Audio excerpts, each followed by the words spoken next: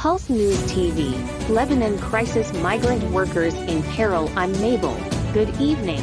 The ongoing conflict in Lebanon has thrown thousands of migrant workers, particularly those in the domestic and hospitality sectors, into a state of extreme uncertainty and danger. One such individual is 31-year-old Sharon Akinyi, a Kenyan caregiver who moved to Lebanon in 2023 with hopes of a brighter future. Now, Sharon finds herself caught in what she describes as a living nightmare. Constant bombings have created an atmosphere of fear, with Sharon recalling a terrifying moment when an explosion nearby caused her entire building to shake.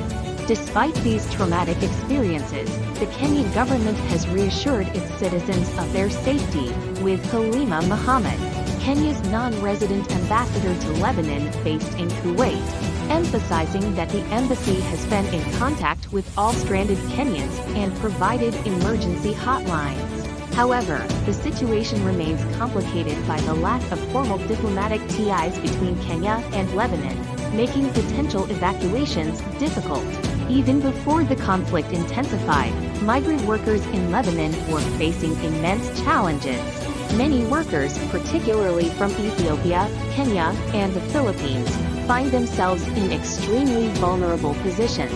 Airstrikes have led to hundreds of casualties and displaced tens of thousands, with migrant domestic workers struggling to escape the violence. Adding to their plight is the kafala sponsorship system in Lebanon, a system that ties workers' immigration status to their employers. This has led to accusations of exploitation and abuse, as many workers are forced to surrender their identity documents, making it nearly impossible for them to leave the country. Despite calls for reforms, the system remains in place, impacting over 250,000 workers in Lebanon and other Arab states.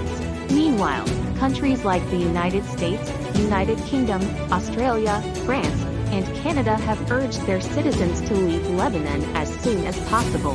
However, with major airlines canceling flights due to the ongoing chaos, escaping has become an uphill battle.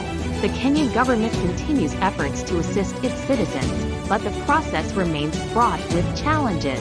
In August 2024, many Kenyan and Ethiopian workers found themselves trapped as the conflict escalated, preventing their departure from Lebanon. For now, the situation remains dire, and as international efforts ramp up, we will continue to bring you the latest updates. Stay with Pulse News TV for more on this developing story.